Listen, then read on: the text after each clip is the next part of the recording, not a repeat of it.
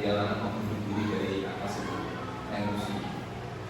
Sudah lari, sudah pegang apa namanya agar, kemudian anak-anak kelas pegang ini dan sesatnya orang pari ke BK, apa sebenarnya ada apa? Itu ada yang bunuh siapa? Mas Rena ada kan? Inklusi ya? Iya. Saya ke sana sama guru dua sama guru kepala saya panggil ke sana. Ternyata setelah saya kenalkan ini tahu, kemudian pas katanya, Mas kenapa begini? Spilling.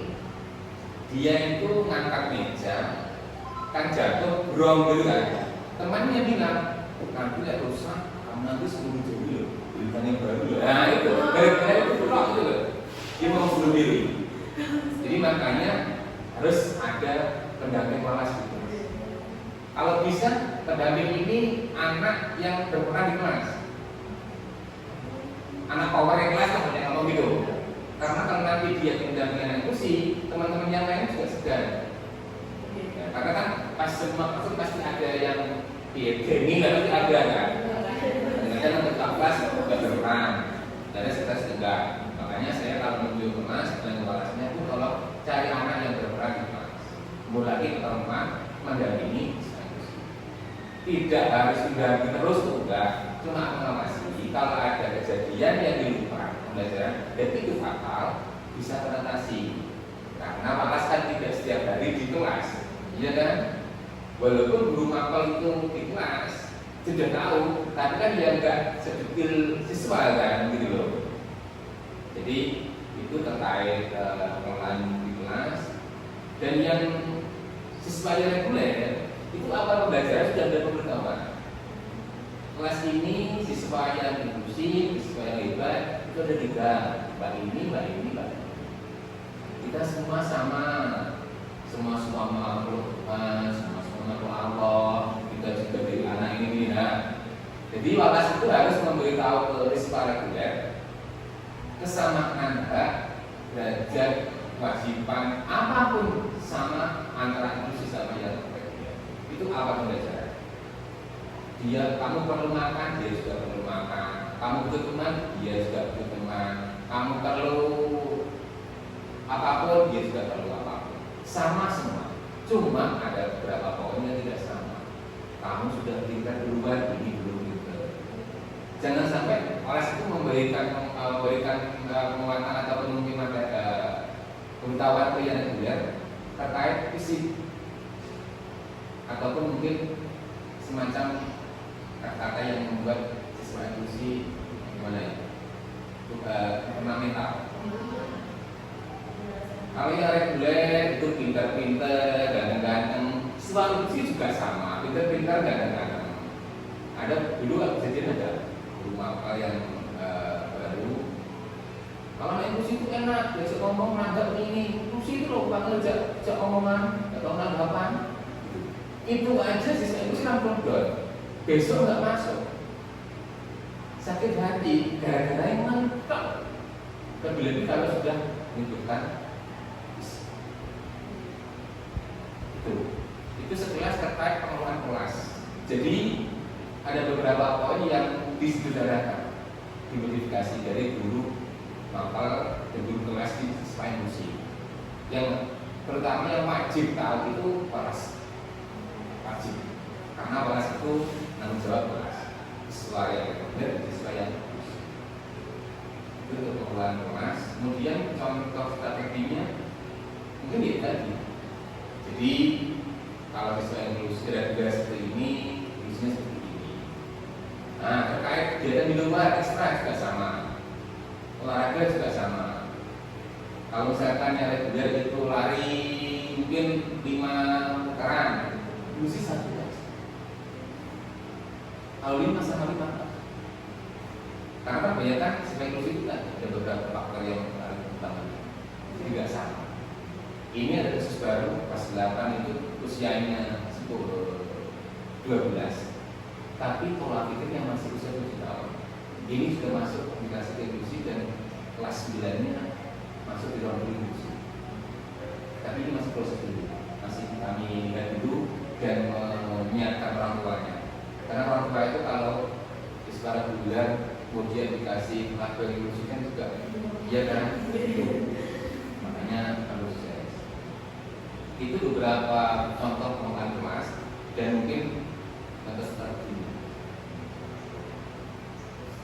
Ada lagi Bapak, tantangan Bapak untuk menghadapi dan mengelola kelas inklusi khususnya dalam mengenai kelas ABK dan berbeda. Bagaimana sih Bapak mengatasi tantangan tersebut? Yang pertama, kalau kita mendampingi siswa inklusi, yang pertama memang kita ada niat. Kalau saya berarti ya niat dulu, karena siswa inklusi itu memang tidak dengan yang lain dan itu harus punya niatan dari diri. Tapi niat. Yang kedua, kalau program siswa inklusi itu, kita harus sabarnya tipe orang, tipe karakter guru yang menyadar. Saya kemarin dapat tugas dari BPK, karena orang tunjuk guru yang sebenarnya pas untuk kelas inklusi. Alhamdulillah, dan tahun ini masuk Bu Vera, Ati, dan Bu Risma, saya akan mampu. Alhamdulillah, sudah semester 1 semester ini tidak ada masalah yang fatal. Kalau masalah itu kan sudah biasa. Jadi yang pertama itu yang kedua. Yang ketiga, guru itu harus tahu masing-masing karakter siswa inklusi. Jadi kalau ada 13, ada 10, kita juga harus tahu karakter masing-masing siswa inklusi. Kalau kita tahu karakternya dalam mengatasi masalah itu juga mudah. Contohnya tadi Mas, salah satu Kak Rehat mau diri dulu. Ternyata setelah kami telepon orang tuanya, kami ke sekolah. Pak, ini kemarin ada kejadian seperti ini. Iya, kalau kejadian inklusi di kelas itu tidak boleh langsung disampaikan orang tua. Tidak boleh langsung. Karena apa? Kadang-kadang siswa inklusi itu menurut pendapatnya perbuatannya itu benar, tapi itu salah. Pak jangan siswa inklusi, siswa reguler itu sama, ya kan? Jadi makanya Walas harus pintar-pintar ini. Setiap kejadian, Walas harus tahu. Bu, jangan sampai masalah ini ke orang tua dulu. Orang tua nanti kita yang mati. Orang tua itu ambil jeniper, yang bisa hutang anaknya kita pakai. Kemarin seperti ini, Pak ceritakan. Yang pertama siapa? Mas ini, mana Mas? Pak saya tuh ini, jadi ini, nah. Baru orang tua paham. Tapi kalau kejadian blok langsung orang tua dikabari, orang tua kan nggak tahu kejadiannya. Yang tahunya kejadiannya apa itu akibatnya, ya kan? Itu ada beberapa kejadian. Jadi itu orang tua tidak boleh langsung tahu. Wajib kita kumpulkan dulu buktinya, kondisi di mana, baru orang tua dipanggil. Maka kita panggil, nggak ada betul. Karena berhadapan dengan orang tua inklusi dan anak langsung yang bermasalah itu beda. Beda. Inklusi itu kalau kita tata matanya itu beda. Beda. Beda. Tidak mau lihat dari kalau ada datang tapi ada beda. Iya kan beda. Itu makanya caranya tadi tadinya tadi masalah. Jadi tidak boleh langsung ke orang tua. Aturannya. Kalau ada orang tua yang Pak katanya temannya harus ini, itu kan katanya itu nanti kalau ada permasalahan kayak seperti ini, kami sudah dapat sekolah itu sekolah kami jelaskan. Dan itu juga masuk di awal pembelajaran, kami kumpulkan juga. Ini memang institusi PPDB. Nah, ibu aturannya di kelas ini. Kemudian kalau ada masalah terkait siswa nanti kita langsung kontak dengan kalau ada informasi dari rumahnya Pak, ini, nah boleh dengan itu langsung respon kita boleh. Tapi nanti untuk akhirnya setelah kami paham masalahnya, kami mengganti biar lebih jelas. Karena satu nanti miskomunikasi itu paham ya, itu beberapa strategi terkait siswa. Oh iya, yang penting lagi. Awal pembelajaran kita kan ada identifikasi siswa. Itu ada formnya, itu dari mulai masa kehamilan usia 2-3 bulan sampai melahirkan, bobotnya belajar berapa, masa usia setahun 2 tahun sampai masuk SMP itu kejadiannya apa, waktu hamil itu ibunya mungkin trauma atau gimana, itu ada formnya. Kenapa kok penting? Menurut saya, sesuai apa yang saya pelajari, indikasi anak itu kalau lahir mengalami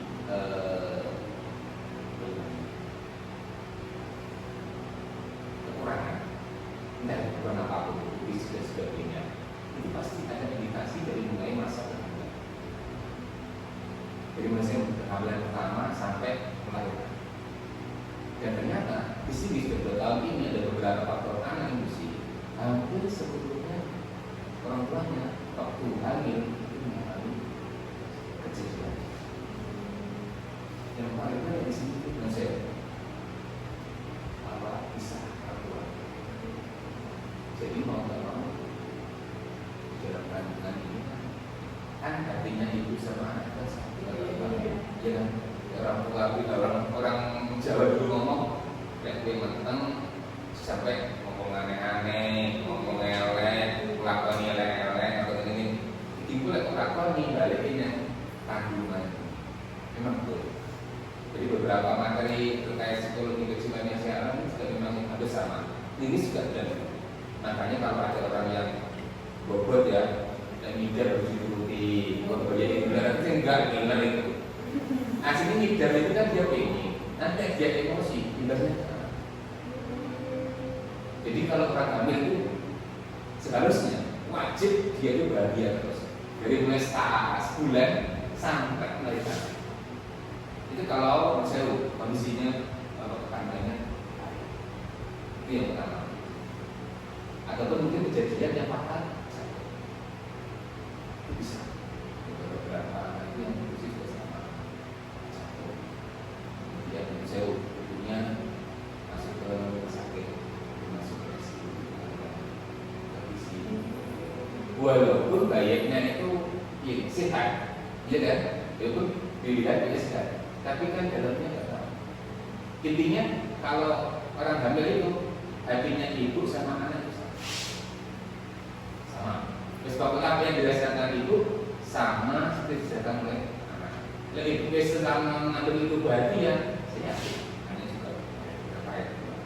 Itu yang pertama. Yang kedua, indus ibu berapa persen itu terkait rumah juga. Jadi makanya itu patokan yang wajib kan. Tapi ada beberapa orang yang bilang juga mungkin rumah ini kalau dengan belum tahu belum memberikan nggak percaya. Tahun 2024 ini orang itu nggak ada bukti nggak percaya. Tapi yang bisa ada buktinya baru percaya. Kalau itu sama coba cari orang masih stres. Kamu cari saudaranya dulu pasti ada stres. Pasti nggak beda. Entah itu keberapanya pasti. Mungkin itu ada. Kalau jadi, makanya kalau ada sistem inklusi, kita wajib memberikan instrumen edukasi. Biar kita tahu, oh benar di dulu misalnya bahaya semenu ada yang mungkin bisa bicara mungkin ini. Kalau gitu, nanti kita kalau ada permasalahan di anaknya gampang. Dan selain itu, identifikasi itu ada karakter secara umum siswa, gampang marahan, gampang nangisan. Nah, nanti kalau waktu ada kejadian kita pakai itunya.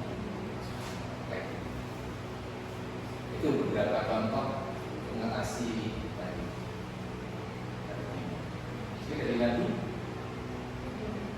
Kemudian tentang motivasi dari siswa Bapak, ini kan ada strategi yang digunakan untuk memotivasi siswa agar tetap semangat belajar. Ada siswa BK itu kan yang kurang kan itu kan ada beberapa poin sosial, kemandirian, kemandirian, percaya diri, satunya lagi komunikasi. Anak BK itu para BK itu, anak inklusi itu nggak boleh anak BK. Sekarang itu bisa inklusi itu